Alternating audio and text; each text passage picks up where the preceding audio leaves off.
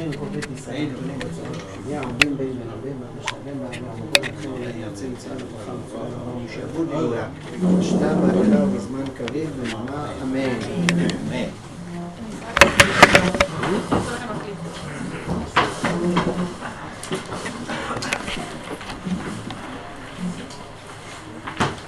Okay.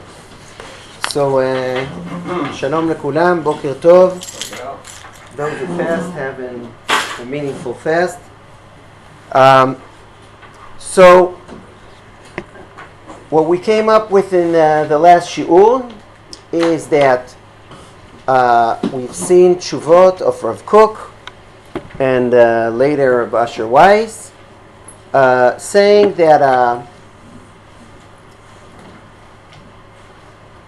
you have, even though usually, according to Jewish law, only for 3 averot, for 3 transgression, avodah zarah, gilui arayot, v'shfichut damim, only for those 3 one should even give up his life. But all the rest of the mitzvot, it says v'chai bahem v'lo sheyamut bahem, that life overrides keeping all the other mitzvot, Shabbat, Kashrut. We've seen that if something is defined in the Torah as a war, meaning a legitimate halachic war, or even a commandment to do a war, one of the examples is Milchemet Amalek, of course, which we're going to read this Shabbat. God commanded us to do a war against Amalek. Now, when we as a nation, because war is never a private issue, war is always a national thing. That's the definition of war. War are between nations, not between individuals. So, when the Torah commands a king to do a war, the Gemara says that 3 commandments the people of Israel were commanded when they entered the land: to build a temple, to appoint a king, to build a temple, and to fight Amalek. Okay? So, as you can see from the context also, these are national mitzvot. So, when there is a mitzvah, the regular law that says v'chai bahem v'lo sheyamut bahem is regarding the individual religious life, kashrus, Shabbos, whatever. But if there is a commandment for the Jewish people, for the king of the Jewish people to do a war, well, intrinsically, inevitably, that means that they're soldiers and that they're A, killing the enemy, B, risking their lives, willing to give up their lives. There is no meaning to war aside from understanding that a soldier is willing to risk his life. Okay? So that's how, and then Rav Kook also wrote something, I told you a paragraph that is widely quoted, not only in this context, that really all the mishpatei hamelucha, the laws of kingdom that are for the king, their origin, their source, is really in the hands of the nation. The king is only a representative of the nation, and when there is no king, they return to the nation, la umma bichlaluta, to the nation. And therefore, if we're talking about our situation, a Jewish government in Israel has the authority of a king in that sense. So when Netanyahu, in the 7th of October, when I drove my son in Simchas Torah, to where he was in yeshiva, they quitted the hakafot, he came home, took stuff, and I drove him to where he had to go as a soldier, as a Givati soldier. So in my car, the radio is automatically turning on when I turn on the machine. I have no control over it, so I wasn't allowed even to shut it off, right? Wow. So I heard Netanyahu's, that was Simchas Torah, 12 p.m., 12:30 p.m. I heard his short declaration, the people of Israel, this is not a mivtza, this is a war, okay? And he had an authority to do that, according to what we read in Rav Kook, and it's self-explanatory. There's no need to. What we've seen also last week beforehand, I'm going backwards, we've seen that the Netziv has an interesting approach, saying that the halachic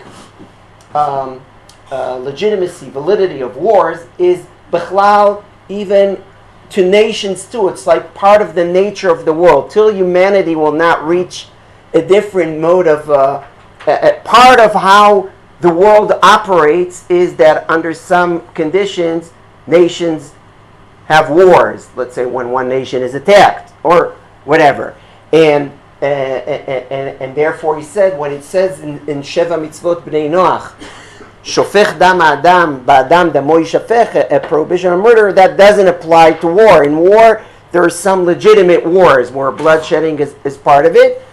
And then I also told you that there are other approaches called, say, pretty similar, that it's Dina de Malchuta Dina, okay? And that's also regarding the agreements between nations. And even the halachic implication Rav Yisraeli took out of it that therefore you're really, the laws, the international laws of war have a halachic status, okay, according to that approach. And that's opposed to some other rabbis. So just to conclude Rav Kook's and Rav Asher Weiss's approach, that actually the answer is that even according to the opinions, that in order to say that the fact that one is obligated halachically to help, if he sees an individual in a sakana, he has an obligation, lo tamud al dam re'echa, to save him. So even according to the group of poskim that say that, yes, you're obligated to do that, but if you have to risk your life, you're not obligated to do that, because it's not one of the three transgressions. Still, even according to these opinions, of course there are wars of Israel, I mentioned Amalek, but let's say our war now is the third example of the Rambam, Ezrat Yisrael miyad tsar sheba alehem. Yeah, that's also the Rambam defines it as a milchemet mitzvah. So since this is a valid halachically milchemet mitzvah, then one even has to risk his life as a soldier in joining that. So let's see now the Shut Tzitz Eliezer. V'nish'alti. You see, that's the first source. Nish'alti, I was asked, who was the Tzitz Eliezer? Just a reminder, a Tzitz Eliezer was a Yerushalmi posek that lived in the 20th century. I was even had this chut to hear a shir from him, meaning he was the rabbi of Shari Tzedek for years. He wrote a big, there are many, many volumes of his response to Tzitz Eliezer. So he writes, V'nish'alti, and I was asked, what will be this law? Ma yadin b'zeh b'milchama? Im chayal mechuyav or rashai leachnis et atzmo b'safek sakana? Does a soldier has an obligation to put himself even in a risk situation? כדי להציל את חברו החייל מסכנה ודאית. He sees his comrade, his fellow soldier in a 100% life-threatening situation, and in order to go out and save him, he will risk himself. Is he obligated to do that? Like, for example, מוטל פצוע בשטח מסוכן וחשוף לאויב. Your fellow soldier is now injured and he is exposed to the enemy. And if I won't hurry up, and I will hurry up to take him out of there, yamut bevadai miptzaav. He will inevitably die from his wounds. V'kol hadomeh lazeh. So he has all kinds of discussions, and then he says, Aval le'achar hayu nira. But after analyzing it, it seems Yesh lomar de b'milchama shayni. He probably outlines the opinions. Should one risk himself? Does one has this machloket that I started this four shurim series with? The machloket whether if I see in the street someone at a danger, do I have an obligation even to risk my life, or no? I don't have an obligation. So he discusses that, but then he says, but after analyzing this question, it seems to say milchama shayni. Milchama is a total different ballgame. halachically. וכשם שהותרה עצם המלחמה למסיבותיה ולהכניס בסכנה עם רב, just as the very phenomena of war is mutter under some circumstances, including risking a whole nation, putting at risk a whole nation, כך אחת מהלכותיה היא, so one of the halachos of war is, שכל אחד ואחד מאנשי הקרב, that every individual from the soldiers, מחויב למסור את נפשו, להציל את משנהו מסכנה שנקלע בה מגרמת המלחמה, that he is obligated to be moser your nefesh to save your friend. And just as the rule of the chai bahem is not applicable in a war, also the rule of chayecha kodmim is not valid in the war. Rather, כאיש אחד, as one people מחויבים למסור כל אחד נפשו בעד הצלת חייו של משנהו. ונכנס זה גם כן בכללי הלכות ציבור והנהגת המדינה. He says, look, there is a sugya in Bava Metzia that we learned in the first class. Yeah, that's our fourth and last class. So in the first class, we learned that famous opinion of Rabbi Akiva that says that if you're in the desert and there you have in your hands one jar of water, and if you will split it with your friend, inevitably both of you will die. So what should I do? So Rabbi Akiva says you should keep it to yourself, even though it's terrible, you'll see a friend dying. Why? It says, V'chei achicha imach, you should brother live with you. So he inferred from here, halachic inference, chayecha kodmin lechayei chavircha. Your life takes precedence under such a circumstances over the life of your fellow. Great. So, l'chora, okay, I'm now a soldier, I'm in the middle, and I can picture it really, because I'm a paratrooper myself. So, yeah, we're now in the middle of a clash with terrorists, whatever, and a friend of mine, chas v'shalom, is wounded, and I can I'm fine, meaning I'll be okay, because let's say the clash is already, but he's exposed to the enemy. Now I will put myself at a risk in order to rescue him, and so I could say, chayecha kodmin lechayei chavircha. Yeah, chayecha kodmin lechayei chavircha. According to many poskim, if it was stam on the street, that would have been the ruling. Or in the desert with a jar of water. Comes the Tzitz Eliezer and says something that makes a lot of sense. He said, hello, there's no comparison. We are talking about a war. You're a soldier. This is a Milchemet Mitzvah. Milchemet Mitzvah, part of it, that v'chai bahem and also v'chei achicha imach is void, is not relevant here. We're one organ, one fighting for the other. That's the camaraderie. That's the way wars work. Just think about an army where the rule is that if a friend of mine is injured, I'm saying, okay, he should die. This army won't function, at least not a Jewish army. Okay? So that's what he says. And then he adds, במלחמה, דין מיוחד מה שבעלמא פטור. והוא שבמלחמה, צריך ומחויב כל אחד ואחד להכניס את עצמו בסכנה. He reiterates it again. Even though, according to many poskim, usually you're a putter from risking yourself in order to save another, in a milchama you're obligated in order כדי לבוא לעזרת חברו הנתון בסכנה אצל האויב. To go to the, and even though now he makes a little pilpul. Okay, so let's look. Even, הגם שיש לדחוקי ולומר, you could make something, you could stretch and say, perhaps, theoretically, that this chiyuv to risk myself, yeah, that v'chai is rak b'shat amida b'krav mamash, only when we're in the time of the battle against the enemy. ולא כשחברו כבר נמצא מחוץ לקרב, and not when his friend is already away from the krav, because the krav moved, and he is just stays there injured, and it's dangerous to rescue him.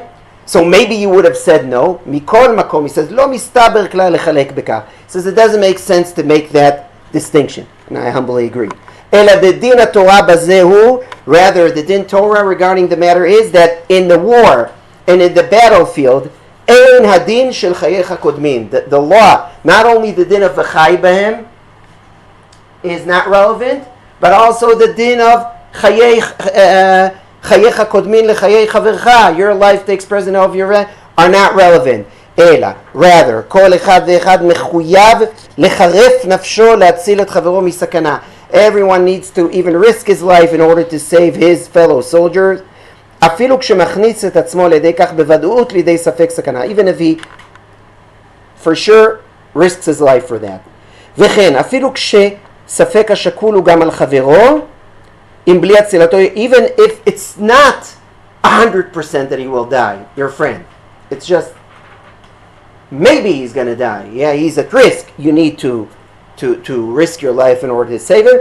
And this is part of Hilchot Tzibur, Letakanat HaMedina V'Tovat HaAm. This is national laws. That's the national halacha that we here now, after 2,000 years, are establishing that. Many poskim write, Rabbi Asher Weiss says, look, these laws of Clal Yisrael, halachos of a Medina, of a state, for historical reasons, weren't that developed. Okay, for 2,000 years, our poskim didn't deal with them that much. Now we're zoche, that we came back to our sovereign state, and these things start to be mamash relevant. And so Rav Kook dealt with that a lot, as I read last week. We read some responses of Rav Kook last week, so he dealt with it seriously. And Tzitz Eliezer dealt with it seriously. Rav Yisraeli dealt with it seriously. And Rabbi Asher Weiss is dealing with this naturally at our times. Now,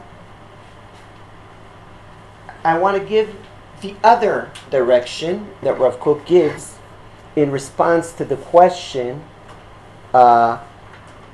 if there is relevance of v'chai bahem v'lo she'amut bahem, the general law that you don't risk your life in order to perform mitzvos, and that the relevancy of chayecha kodmin lechayei chavercha, which we just saw in the Tzitz Eliezer, whether it is relevant at all when Clal Yisrael is at risk.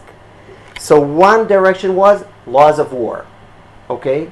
Definition of a milchemet mitzvah, and consequently the halachic implications of the fact that this is a national war. Now, what about an individual? And here I'll give you a good example. What day are we on? Ta'anit Esther. Why are we fasting today? What happened? We don't really know why we're fasting. Really? Tanya says so. I don't think so. You don't think so? I'm not sure. What are the reasons given for, the popular reasons given for Ta'anit Esther? Esther fasted for 3 days, so we fasted. Not only did she fast for 3 days, she asked the entire Jewish people to fast, and that is why. Why did she ask us to fast, and why did she fast? Because what? There was a reason. She asked. It's explicit in the Megillah. What? Simple. It's not a tricky question. What? Right. She put her life at a very serious risk. She explained Mordechai. It's very nice that you're asking me to beg the king to have mercy, to ask for mercy on behalf of the Jewish people there is a decree now to destroy all the Jewish people in 127 states. There is a big decree here to annihilate. Is that the right word? Annihilate. You see, here you get that I'm an Israeli. Some words I know by reading and not by hearing. So annihilate. Okay. So there is a risk of annihilation. And therefore, consequently, Mordechai tells her, you better go there. There's no choice. And she tells him, well, Mordechai, if someone who wasn't called to the king and comes there, just shows up, he is at risk to be killed. So she says, at the end, after there is a back and forth between them, she says, okay, I will go for it. I will fast. My girls will fast with me. And I'm asking you guys also to fast. Tzumu alai. And then what happened? she went in. And Baruch Hashem, Achashverosh gave her the Shavit. That's the word. What is it? Scepter. Great word. I won't remember it. So, scepter. He gave her the scepter. And not only was she saved, at the end of the day, she indeed succeeded to save the entire Jewish people. Now, when Esther went into the palace, did she risk her life? Yes. Was she obligated to do it? Does it have a relationship to the first machloket that we started at the beginning of the shir, right? At the beginning of the series, that there is a whole group of serious poskim that says, Lo tamod al dam re'echa is a very important commandment. But there are limits to it. You're not obligated to risk your life. So perhaps according to that shita, she wasn't obligated. Now we saw that a situation when something is defined as milchemet mitzvah, then this is not relevant. But is Esther in a war? Is there an army here? Is there? No, right? So here we have a situation where the question is, will the poskim that said that you're not obligated to risk your life to save a fellow Jew, will this poskim concede, admit, modeh, that if the risk is not to Rabbi Israel, but if the risk is to Clal Israel, meaning if the risk is to the whole Jewish people, as was in the situation of Esther, maybe they will concede that she has an obligation to risk herself. And if they say so, what is their basis for it? Because they can't use the basis of war. It should be a different halachic basis. So, sure enough, Rav Kook has an approach here. So let's see. But in order to understand his approach, let's see the Gemara in Yevamos. The Gemara in Yevamos says, Mi ika midei, de mideoraita. You see Yevamot peitet amud bet. Yeah, that's the second source here in the bold letters. Mi ika midei, de mideoraita. Is there a thing? It's here. Yeah. Mi ika midei, de mideoraita have tuma. The Gemara, it's just an example that I took. It's a whole sugya of one blot or 1.5 blots. And the topic of the sugya is Horat Sha'ah, the authority to uproot a certain commandment for a certain need, and who is authorized to do that, and what are the limitations for it, etc. So that's a whole sugya. So here it says, the Gemara says, is there a thing that midoraita something is considered has a kedusha of truma, umishum dilma pasha, and because of some concern, afka'u or rabbanan l'chulin, and the sages all of a sudden decide something that is midoraita has a halachic status of truma, and for some reason, a need, even though it's a halachic need, the sages are just saying, no, that's mutter to everybody. And it's against the Torah. And now here is the question, and that's the topic of the sugya. That's the title. V'chi beit din. You see the bet dalet. Bet dalet is beit din. V'chi beit din matnim la'akol davar min Torah. Can beit din stipulate, make a certain announce that for a certain time they are uprooting something that is from the Torah? Do they have the authority to do that?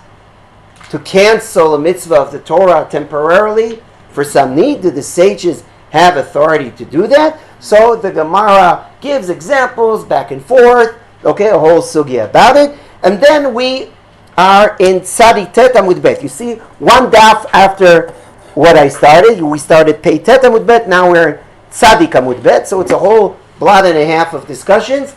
And then they say, Amarle, I wanted to challenge you. Le'utvach, arel, haza'ai, zemel, sadin, betzitzit, kivtzei, etzer, shofar, lulav. Okay, there were all kinds of examples that I won't explain each one of them for the lack of time, but I'll take just one. Shofar and lulav. We know, we know that on the first day of Rosh Hashanah, one is obligated to blow the shofar. It's not only obligated, that's the essence of the day. You take the shofar out of Rosh Hashanah, if you read the Torah, and what's the meaning of Rosh Hashanah in the Torah? It's nothing. A shofar is the day, okay? Yom Teruah, that's the name of the day. Okay, so what happens? So the first day of Rosh Hashanah is Shabbos. Come the sages and say, hey, we're concerned. Maybe he doesn't know how to blow. And then he'll forget. And then what he'll do, because he'll really want to blow and he doesn't know how to blow, he will schlep this shofar, travel 4 amos in Reshut HaRabim, and violate halacha of Shabbos. So what's our solution? No shofar that day. Wow, they uprooted a commandment from the Torah for a certain for a certain concern. So, the Gemara says there is one answer, there is no proof. This was brought as a proof that the sages have an authority to uproot a commandment from the Torah. And the Gemara dismisses the proof and says, and that's the way they dismiss a whole series of proofs, that whole list that I read to you. Shev al taise lo mi akarhu, kulu nami shev al taise ninu. They say, hello, they have an authority, but it's very limited. Only just to tell you not to do something. Meaning you are commanded to blow the shofar, they're telling you, just don't do it. Or as Biden says, don't. Okay? That's all. That's the authority they have. Don't. But they can't tell you to actively violate something from the Torah. Meaning there's limit to what they can temporarily, or not temporarily, for some, here it's not temporarily, it's forever. Shabbos, when Shabbos is Rosh Hashanah. But the nature of their uprooting is a nature of passive one. Just telling you not to do something. Okay? So, Tashma, now the Gemara doesn't rest. The Gemara wants to go further. The Gemara says, Tashma, second line, Elav Tishmaun. You should listen to the Navi. Yeah? Elav Tishmaun. Afilu omer lecha avo al achat mikol mitzvot shebatorah. Even if it tells you, violate one of the mitzvot in the Torah, Krigon Eliyahu behar HaKarmel, Hakol Shmalo. Hakol lefi sha'ah, shmalo. If it's just limited at time, it's a one thing, then even if the Navi tells you to violate, to transgress something, you should listen to him. So the Gemara says, no, Shayniatam dichtiv elav tishmaun. No, you can't learn from a Navi to Beidin. Only regarding a Navi it was written, you should listen to him if he temporarily tells you to violate a mitzvah of the Torah. Now the Gemara asks, V'ligmar minei. Okay, but maybe we could learn from it. After Nevuah stopped, now there are Chachamim. So maybe we can learn if it says Elav Tishmaun regarding the Navi, perhaps the same regarding Beidin. Now the Gemara says, Migdar Milta Shaini. Another thing. Eliyahu did it. What was the violation that Eliyahu did? Eliyahu actively, so it's not just that he refrained from doing a certain positive commandment. He actually brought a sacrifice, outside of the Beit HaMikdash at a time that was prohibited. Okay? So that was his uprooting of a mitzvah from the Torah. And the Gemara says, Migdar Milta Shaini. That was in order to save Am Yisrael from doing Averos. Because if you see a situation that Am Yisrael is full of Avodah Zarah, a terrible situation that there is a plague of Avodah Zarah in the people of Israel, so you need lemigdar. Migdar is from the word fence. You need to getter, to do a getter in order to stop this plague of Avodah Zarah. So for that, you have an authority even to temporarily, actively violate a mitzvah. Let's continue. Tashma, Amar Rabbi Elazar ben Yaakov. Coming here, Rabbi Eliezer ben Yaakov says, Shamati, I heard, Shebedin makin ve'onshin shelo min haTorah, that Beidin are actually giving lashes and punishments that they're not authorized to give from the Torah, not listed in the Torah as punishments, and they're still doing it. Lo la'avor al divrei Torah, but it's not because Beidin are transgressing, violating divrei Torah, ela la'asot siag laTorah, but rather to do offense to the Torah when they see there is a need to do it. And now they give an example. Umaise be'adam echad, and here the story goes about story time. Okay, everyone who's bored, so here is there. There was a story about a man. She'achav al sus v'shabbat b'yimei Yevanim. He was riding a horse at the time of the Greeks. Okay. Ve'viu leBeitin uskaluhu. Look at that. He was brought to Beitin, and they did to him skila. Now, guys, to ride on a horse, it's not Shabbos gerecht, okay? But the punishment is not stoning, okay? According to Din Torah. And Beidin stoned him. And why was that? Lo mipnei shera'ui lekach. Not because that's his Torah halachic punishment. Ela she'asha'at tzricha lekach. The time Beidin saw the situation, they saw that the people of Israel there, Shabbos was like a Yom Chol, they violated Shabbos in more strong things, and it was a terrible, just like at the time of Eliyahu, Avodah Zarah was a plague. That time Shabbos was, violating Shabbos was a plague. Hasha'at tzricha lekach. So according to that, what did they do? Makin ve'onshin shelo min haTorah. So that's an example. And what is the halachic basis to it? Eliyahu Bar Kamel, meaning horas shah, two things. Horas shah, meaning it's only a temporary thing. It's not established as a law. It's just a time-dependent thing. Hora'at shah, a ruling for the time, a ruling for that. And migdar milta. The reason for the hora'at shah is to save, to fence, to do a fence when you see a certain plague in Israel, a plague of a violation of a certain mitzvah, Avodah Zarah, Shabbos. So you do that. Let's continue to the next example. Shuv ma'isa be'adam echad. And again, there is a story about a person. Sheitiach b'ishto tachat hatena. Not nice, okay? He was with a woman under a tree. Publicly, bekitzer. Not nice, okay? And ve'vi'u lebeidin ve'ilku. And he was brought to Beidin and he received lashes. Now, there is no din in the Torah that one who is with a woman under a tree, that he gets lashes. If you look at the code book of the Torah, you don't see that. But they did it. Why?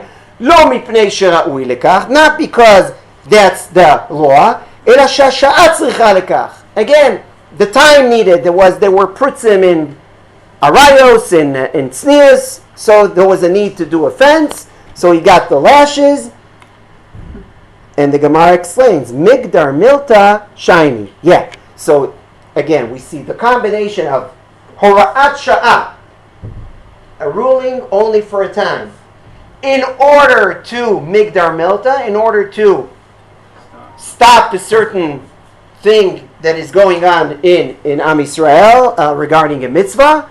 You're afraid a mitzvah is going to be lost by Am Yisrael, so you are even uprooting actively a mitzvah of the Torah, or doing things that are not according to the Torah temporarily, and the Beit Din has an authority for that. Now, Rav Kook takes this Gemara and applies it regarding our question about Esther. And I'll explain how he does that. And what's interesting, I'll just give you the spoiler, that Rav Asher Weiss says the same as a svara of his own. And Rav Kook wrote about it a lot. And I assume he just is not aware that Rav Kook wrote it, because he mamash writes the same thing. Let's see the Rav Kook, because in Rav Kook it's a very big discussion. Mi hu hadavar mitzad atzmo mistaber. He says, All right, first I need to explain. His claim is that if I do Migdar Milta in order to save the people of Israel from Avodah Zarah, and I do a Migdar Milta, meaning an uprooting of, in order to save the people of Israel from violating Shabbos. So if Clal Yisrael are in Sakana, he says there is no greater Migdar Milta that I can think about. Meaning, you're allowed to violate temporarily laws of the Torah in order to rescue the people of Israel from violating Shabbos. How about rescuing the people of Israel? Period. I mean, if there will be no people of Israel, there will be no Shabbos, no kashrut, no nothing. So he says that seems to be the biggest Migdar Milta that one can even think about. And I'm saying first orally what he says, and then we'll see it inside. And then he says, so let's say Esther. Let's go back to Esther. Esther could say, okay, there is a lo ta'amod al dam re'echa. There are people of Israel that are at risk. But I'm not obligated to risk my life. Many poskim that say that. And also because the chei achicha imach, chayecha kodmin, my life is before chayecha bercha, so I shouldn't risk my life. So, according to Rav Kook, Mordechai will tell her, Horat Shah Lemigdar Milta. Meaning, and here, I'll say first and then I'll tell you a question that a law professor asked me about it and my answer to him. So we'll first start with, so simply he says, Mordechai will tell her, here there is an urgent need, just like there is a plague that the people of Israel are now all violating Shabbos, so we're violating even a mitzvah from the Torah temporarily in order to stop that claim. Beidin has an authority to do that. So you say, I'm not obligated because v'chei achicha imach, my life takes precedence. No, we uproot it because all the people of Israel are in sakana. Okay, that's what he says. So Migdar Milta Vorat Sha'ah, that's why even an individual, forget about war, has an obligation to risk his life if Clal Yisrael are in order to save Clal Yisrael. Now, there is a very smart law professor that is in my shul, Professor Bachiaou Lifshitz, and he asked me, I don't get it. Migdar Milta, this whole halachic mechanism of Horat Sha'ah and Migdar Milta, is to uproot a certain thing that is written in the Torah. Let's say Eliyahu is not allowed to give a sacrifice outside of the Beit HaMikdash, and he violates that. Okay, but it can't create a chiyuv. Where did the chiyuv come from? Yesh me'ayin. She doesn't have a chiyuv, l'chora, to risk her life. We never see that we create a chiyuv by Migdar Milta and Horat Shah. That was his question. Smart question. Yes? The question I would raise is, I don't know whether it's in the Megillah itself, but I think I remember that Mordechai said, if you don't do it, that somebody else will have to do it. Okay, so that's only intensifies what? You putting somebody else's life at risk because you won't. No, but she says fine if he wants to risk it. I'm not obligated. According to the posting, I'm not obligated. That's it. Now, now what? Yeah. But couldn't one argue that if you erase v'chai achicha imach, that the inference clearly is, if you erase that, then the inference would be, yes, you need to go ahead and do the same. So that's exactly what I answered him, and thank you. I'll just say, I told Bachiaou, I thought about it, and I told him, look, there is a commandment, lo ta'amod al dam re'echa. That's a commandment, lo ta'amod, or the positive commandment, hashev teshivim, you're obligated, you have a chiyuv to return the person his life, yeah? and the negative commandment, lo ta'amod al dam re'echa. There is such a commandment. Only the v'chei achicha imach and the v'chai b'hem, these two, neutralize it. Right? Neutralize it. So Beit Din have the authority to say, Migdar Milta, Horat Shah, we're canceling the neutralization, meaning we're saying the V'chei Achicha Imach and the V'chai B'hem is not relevant here in a case where Clal Yisrael are in Sakana, meaning, and then she has a chiyuv, not that they created, she has a chiyuv of the Torah, of Lo Ta'amod Al Dam Re'echa.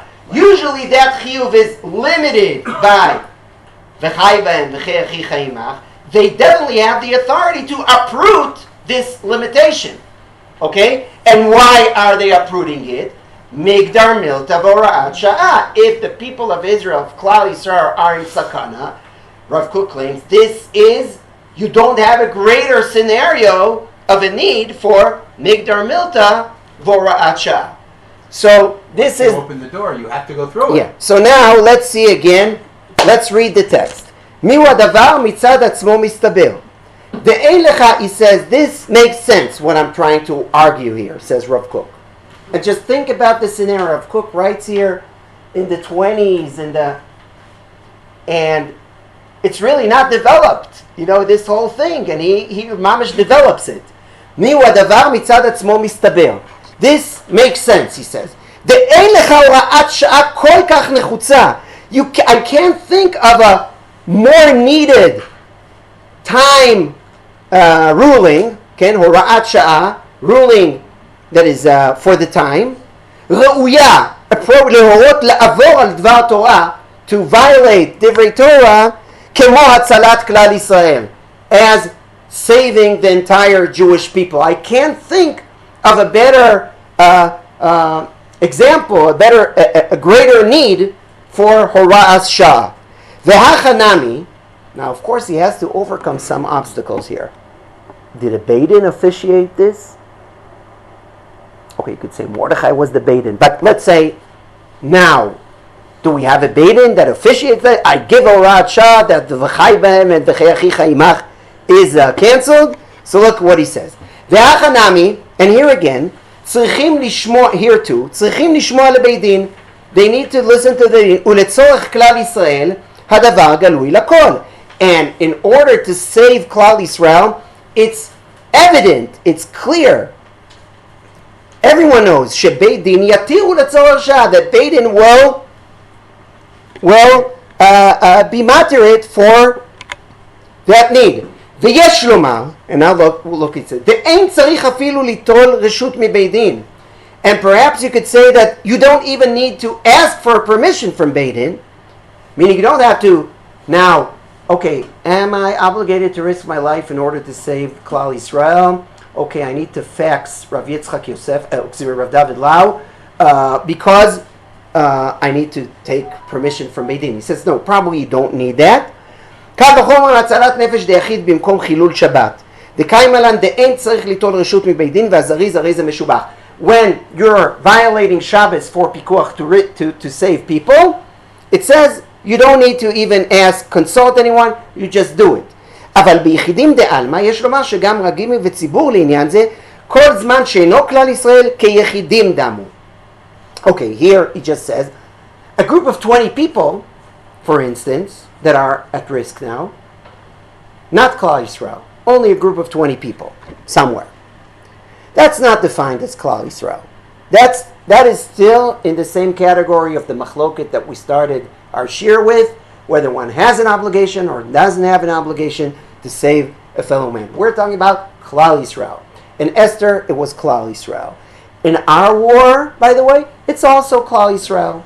For the Jewish state is, you could say there is a halacha that for many aspects, Clal Kahal Yisrael Ikri Kahal. This is what's defined Klal Yisrael, the people that are in the land of Israel.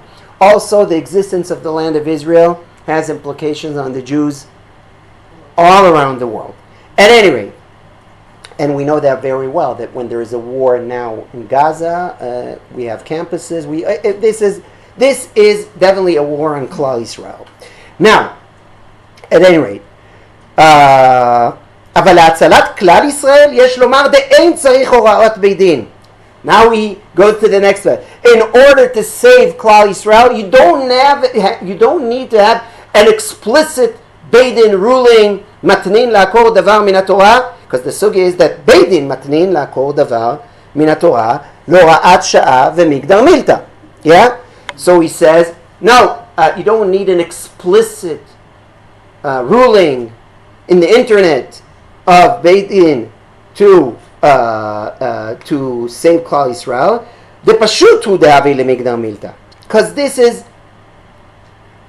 it goes without saying that this is migdar milta, that this is a need to save. You know, again, as I said, if you're allowed to violate something from the Torah or to void it temporarily in order to save the Jewish people from violating Shabbos, well, how about saving the Jewish people? You know, that's the first clause of that sentence. Yeah. So he says, "The pashut hu de'avi le'migdar milta, val ken." Now given therefore, hitira ya'el le'atzma belo beit din. Another example. I gave the example of Esther. Another example that Rav Kook discusses with Rabbi Pines regarding this matter is Yael.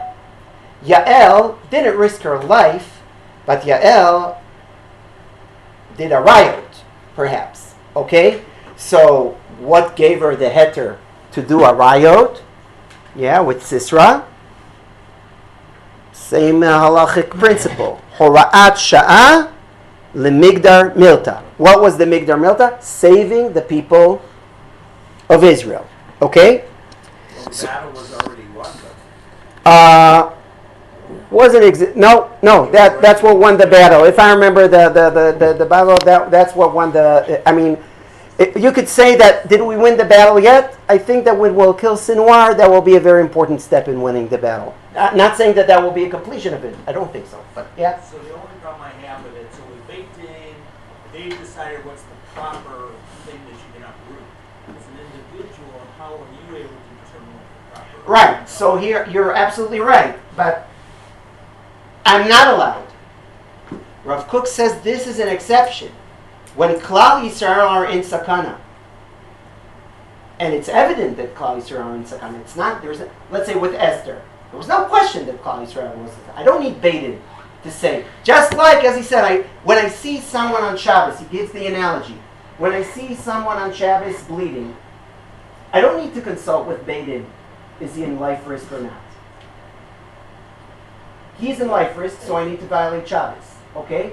He says, if Clal Yisrael is bleeding, okay, and it's evident that Clal Yisrael is bleeding, then Ein lecha migdar milta gadol mizeh. Yeah, you don't have a greater example of migdar milta, and therefore l'horat shah v'chai b'hem and v'chei achicha imach are voided, and you have an obligation even to risk your life in order to save them. Now let's continue the lessons, because now we're talking about Mordechai. Uvazeh yesh lomar gam ken. And he says, and I'll just explain where I'm reading. 1, 2, 3, 4, 5 rows from the bottom of the first page. Oh, you okay? So 5 rows from the bottom of the first page. Uvazeh yesh lomar. Here, uvazeh yesh lomar. גם כן, דאז דראיה מאסתר, אפילו בלא סברה דכלל ישראל. He says, by that I'm saying, again, I remind you, Pines wanted to prove Rav Kook that even according to the Rambam, there is this middle zone. Yeah, I said, according to the Rambam in the Yad HaChazal, you're either obligated to risk your life, to give up your life, or you're prohibited. There's no middle ground. There's no situation as you're not obligated to risk your life, but if you do that, that's great. You're a pious. Okay? The Rambam disagrees with that, as opposed to Tosfot that holds that. Now, Pines wanted to say the Rambam also agrees with Tosfot, and he brought all kinds of proofs. Here, Esther, maybe she wasn't obligated, but she went ahead and risked her life. That was, he says. So Rav Kook dismisses the proof from Esther. He says, no, she was obligated. Why? Hora'at sha'ah v'migdar milta. V'chai b'hem and v'chei achicha imach, where we're voided here, okay? Not relevant here. But he then adds, he says, I have another refutation from the proof from Esther. ובזה יש לומר גם כן דאז דראיה מאסתר אפילו בלא צבאה דכלל ישראל. דשם עשתה על פי הוראת מרדכי. She followed the ruling of Mordechai, דהווה כבית דין. ומותר בוודאי בתור הוראת שעה. And it was הוראת שעה. אבל בלא היתר בית דין יש לומר דאדרינן לכללין, דאין לך דבר העומד נגד וחי בהם. אלא דמסברה פשוט הוא, דלכלל ישראל אין צריך היתן בית דין, וכמו שכתבתי מיעל. He says, from Esther, I can't prove that there is no need for beit din, because maybe Mordechai served as a beit din. But Yael had no beit din. He says, so Yael, I'm telling you, the halachic mechanism is migdar milta v'hora'at sha'ah, that you violate things temporarily if there is a risk to Clal Israel. And then he adds in the next, ולעניין הצלת כלל ישראל, last two rows, ולעניין הצלת כלל ישראל, כבר כתבתי לעיל, I wrote already before, דלעניות דעתי, that according to my humble opinion, מטעם הוראת שעה ולמגדר מילתא נגע בה, אלא שהוא דבר פשוט כל כך, שאין צריך בית דין על זה. Yeah, it's something so basic that you don't need beit din. Now, look. Now he wants, in the next page, and that's important, we can't give up this next page, Penis was smart. The person that had correspondence with her, he said, Rav Kook, I look at the Gemara in Yevamos about this thing of Migdar Milta v'hora'at Sha'ah. It's all regarding mitzvos of the Torah. All the examples are given there. To save the people of Israel from violating Shabbos, to save the people of Israel from worshipping Avodah Zarah. Who says that it's regarding the existence of Clal Israel? That's not a halacha. The existence of Migdar Milta, offense to keep Torah, to keep halacha, not to keep lives of people, even if it's Clal Israel. You have no source, he says. He tells them. Furthermore, he says, Clal Yisrael, we're promised by God that whatever happens, Clal Yisrael will never be annihilated. Is that right? Yes. Okay? So no, you have no source for a heter. And therefore, no, an individual is not obligated to risk his life to save even Clal Yisrael. By the way, we saw such an opinion. The Or Sameach, that we started, he holds indeed against Rav Kook that one doesn't have an obligation to risk his life even to save Clal Yisrael. But that's a radical opinion that all Achronim rejected. But I'm just saying. So now, Rav Kook responds to that claim of Penis saying, no, Migdar Milta is only regarding fencing and saving the Torah, not saving the people of Israel. You have no source for that. So says Rav Kook to him, Velo uchal, it's very cute. Lo uchal liimana. I can't avoid, mile'abi'a et ishtomemuti, to express my great puzzleness al divrei kvod Torato, on the words of your honored Torah. Shekatav le'asig alai, that he wrote to argue with me. על מה שכתבתי, regarding what I wrote, שהצלת כלל ישראל ודאי נחשבת למגדר מילתא. That clearly Hatzalah of Klal Yisrael is under the umbrella of Migdar, category of Migdar Milta. ויש לומר שנחשבת למגדר מילתא בצורה כזו, and it's such a Migdar Milta, it's a mega Migdar Milta, שאין צריך ליטול רשות מבית דין, that you don't even have to hear בית דין announcing it. וכל הזוכה בזה, שליחותה הוא דבית דין כבד, and everyone who does it, he is a shaliach of בית דין. ועל זה אומר כבודתו, and regarding this statement of mine, אומר כבוד תורתו, שאין נקרא מגדר מילתא, that מגדר מילתא halachically, this halachic category is defined only הצלת ישראל מעבירה, saving the people of Israel from an עבירה, ולעשות סייג לתורה, מגדר מילתא. אבל לא הצלת כלל ישראל. But Hatzalat Klal Yisrael is not under this halacha category. וממליץ אני על זה. Oh, and I will recommend you to read what's written in Tana Devei Eliyahu. Okay, I have to tell you, that's very moving. This Tana Devei Eliyahu is a Tana Devei Eliyahu that my Rabbi, Rav Amital Zecher Tzadik Lebracha, was quoting a lot regarding making hierarchies, priorities, and values. You know, we have many, many values, but all the Talmud is full of conflicts between two positive values. What takes precedence? So here you have three. Am Yisrael, Eretz Yisrael, and Torah Yisrael. There are some religious Zionists that hold that, no, you can't make any hierarchy. They're really one. Now, by the way, Kabbalistically, I agree. They're all intertwined. Am Yisrael, Yisrael, Torah Yisrael. Still, halachically, that's at least my Rebbe, what my Rebbe claimed, you need to prioritize. But this is a different discussion. Rav Kook here just uses this source in order to prove to him, though it's not mamash a proof, it's a gada, that if you say that Migdar Milta is regarding not to do Aveirot, to keep the Torah, then you must say it regarding keeping the lives of existence of Klal Yisrael. And here's what the Tana Devei Eliyahu says. Shnei dvarim yesh ba'olam. It's very cute. Two things that are in the world. V'ani ohavam bilvavi ahava gmura. And I love them in my heart with full love. Ve'elwin, Torah v'Yisrael. There are two things that I really, really love. It's Torah and the people of Israel. But I don't know which takes precedence. Amarti lo. And Eliyahu answers him. This Tana.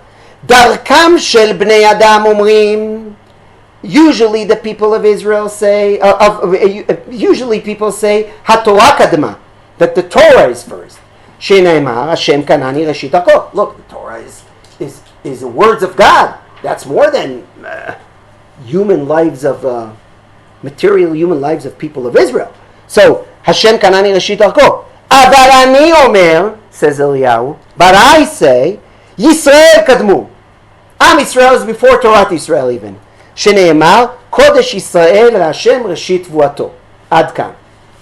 So, first of all, he says, you know what's the hierarchy? Am Yisrael, surprisingly enough. Most people say Torah Yisrael, then Am Yisrael. I say Am Yisrael, and then Torah Yisrael. So, obviously, if Am Yisrael is more than Torah Yisrael, then if Migdar Milta is to save Torah Yisrael, then also to save Am Yisrael. But he says, no, ואפילו אם נמשך כבוד תורתו אחרי דרכם של בניו. But let's say you disagree. He tells them. Let's say you say no. Torah before Am Yisrael. Let's say you even say this. It's also very puzzling that you won't define saving, rescuing Clal Yisrael from Sakana as Migdar Milta. Now look at all of his proof that are relevant to our day. To our day, Tanis Esther, according to what you say, there was no heter to Mordechai להעביר יום ראשון של פסח בתענית. Yeah, Mordechai fasted the first day of Pesach. ולבטל מצוות אכילת מצה מכלל ישראל. And all the people of Israel that year didn't eat matzah, which is a positive commandment from the Torah. שבוודאי הותר, לא הותר כי אם לצורך גדול הוא מגדר מילתא. The only reason that it was mutter was the מגדר מילתא. ולדעת מר לא צריך לנקוף אצבע להצלת כלל ישראל. And according to what you wrote me, now he adds another point, one doesn't have even to press a finger in order to save Klal Yisrael. Shari brit kruta lanu ikiyum ha'umah, because God promised us that we will always survive. Etma, he says, this totally doesn't make sense. אם אנו מוצאים שמותר וחיוב הוא בשביל הצלת כלל ישראל לעבור על ביטול מצוות עשה בשב ואל תעשה, וגם הראיות דידה בוודאי יותר מאסתר ויעל, שמע מינה, we learn, שאותו הביטחון של ההשגחה העליונה, the fact that we have אמונה, that God will never leave us and will never be destroyed, this confidence that אינו פוטר אותנו, that doesn't exempt us מכלל חובת ההשתדלות על הצלת כלל ישראל. What do you mean? There's, you have emuna, but you must do ishtadlut. You just say, I'm promised by God that the people of Israel will not be destroyed. With all the abilities we have. And God understands how these two things that seem contradicting work together. On the one hand, absolute confidence in God that לא יטוש השם עמו ונחלתו Lo Yazov. And that's from the one side. And on the other side, Chovat Ishtadlut. We have a commandment to act and to do Ishtadlut b'kol ma sheyachol lechazek et kiyuma. Everything that could strengthen its existence. V'kal v'chomer la'asir shum sakana. And kal v'chomer to fight any risk. Shetuchal chas v'chalila v'ale'ashmat v'kilui. Hashem yatzilenu. And we don't make the cheshbonos of God. And we must do everything we can. וכיוון שאנו עושים בשביל הצלת כלל ישראל, and since if we're doing things for rescuing all the people of Israel if they're at risk, שהוא יסוד כל התורה כולה, the existence of Am Yisrael is yesod, the foundation of all the Torah, because I said, if there's no Jewish people, no one will keep Shabbos, and no one will eat kashrus, whatever. ובשביל הצלת כלל, and that is even if I say that Torah is before Am Yisrael, you understand? Needless to say, if I take Eliyahu's approach in the Agada, that Am Yisrael is before Torah Yisrael. But even if you say Am Yisrael, Torah Yisrael is before Am Yisrael, or you say you don't prove from Agada to halachic things, which is true, but there is no, it's Migdar Milta because there is no halacha without existence of Am Yisrael. It's so simple. וכיוון שאנו עושים בשביל הצלת כלל ישראל שהוא יסוד כל התורה כולה, מגמתה ותכליתה, that's even the existence of the flourishing of Am Yisrael and Eretz Yisrael is the whole purpose of the Torah. וזה יסוד כל מגני מגדר מילתא שבעולם. That's like the mega migdar milta that one can even think about. והכל כלול בה. Everything is included. Migdar milta for Shabbos, for Avod, everything is included in this. We'll conclude with the Minchas Asher, 4 lines. אך מצינו מקורות רבים, we found many sources, דלא רק במלחמה, not only in wars, אלא כל שיש כאן הצלת כלל ישראל שייני. Any time where at stake is saving the whole entire Jewish people, one is obligated to risk his life in order to save Clal Yisrael, even if it's not in a scenario of a war. וכך כתבו הראשונים. This is how the Rishonim wrote, לגבי אסתר המלכה, ויעל אשת חבר הקיני, regarding Esther and Yael, דאף גילוי עריות, that even גילוי עריות, הותר, was permitted לצורך הצלת Israel. And think about it, גילוי עריות is one of the 3 עבירות, but it was מותר לצורך הצלת ישראל, הוראת שעה, ובוודאי שמותר ליחיד, and therefore clearly a yachid is allowed לסכן עצמו, להצלת כל ישראל, to risk his life to save all the, ופשוט דאף מחויב הוא לעשות כן. And it's clear that he's even obligated, ולעניות דעתי פשוט, דאין לך מגדר מילתא והוראת שעה גדול, you see, he says לעניות דעתי. Well, there are pages and pages of Rav Kook writing it already decades before he wrote this. לעניות דעתי פשוט, דאין לך מגדר מילתא והוראת שעה גדול מהצלת כל ישראל. You don't have a greater migdar milta v'horat sha'ah more than הצלה ובהוראת שעה למגדר מילתא דוחים דבר מן התורה אף בקום עשה. Not only בשבע אל תעשה, even בקום עשה. And as we explained, the וחי אחיך עמך and וחי בהם is voided by the הוראת שעה למגדר מילתא, and then you have an obligation of לא תעמוד על דם רעך הבא להוריך השכם להורגו. Okay, we're done. So we're done with the series. I'll just make here a 1 minute condensed, 2 minute, review. We started our our series by presenting the machloket, whether an individual has an obligation to risk his life in order to save someone else that is in danger. He is in 100% danger. It's a doubt whether maybe you'll be successful in rescuing him, maybe you won't, and you will pay with your life. Are you obligated? We saw that it's a machloket, and we explained the logics between the machloket. Then we saw the Or Sameach, radical opinion, that proved from Rotzech B'Shgaga that is not allowed to go out of his sheltered city, even in order to save the lives of Clal Yisrael, that one doesn't have an obligation even not to save the lives of Clal Yisrael. We saw that that's not the pshat of the Rambam. The pshat of the Rambam that the Rotzech B'Shgaga is not allowed to go out of his city, not because he risks his life, but rather because that's his kapara and that's his punishment as a Rotzech B'Shgaga, and his life is restricted there. Okay? So we dismissed that proof. And then we went on, all right, and we went on, and we saw that regarding that even the opinions, we saw the group of poskim against the Or Samech that say that even according to the poskim that one is not obligated to risk his life, in a case of a danger to Clal Yisrael, he has an obligation to risk his life. And there are two directions that we saw here. One, the laws of war, meaning the Torah acknowledges that there are milchamot mitzvah and milchamot reshut. The minute it's a war of Israel, okay, then one is obligated as a soldier to risk his life, okay? And it has nothing to do with the individual halachos of lo tamu lo dam recha, etc. We've seen that some even say that the basis for that is not, as I said now, milchamot Yisrael, that's the mainstream, even dina de malchuta dina, etc., things like that. And the last thing that we've seen, and we've seen in this year, that even if it's not a war, but stam an individual that encounters a situation where he has to risk his where he could risk his life, and by that perhaps save the entire Jewish people, that even the poskim that says that normally you don't have to risk, don't have an obligation to risk your life, here they'll concede that he's obligated, and that is Rav Kook establishes because of Migdar Milta Vora'at Sha'ah, that makes the V'chai Bahem and V'chei Achicha Imach canceled for now. Why? Because Clal Yisrael are in Sakana, and this is, and as Rav Asher Weiss and Rav Kook says, I can't think about a Migdar Milta that is greater than such an example. The reason why I said about kindness Esther, I understand why Esther fasted, but why do we fast? Because number one, because it's not, I mean, all of the fasts, the four fasts that are mentioned in the Navi, right?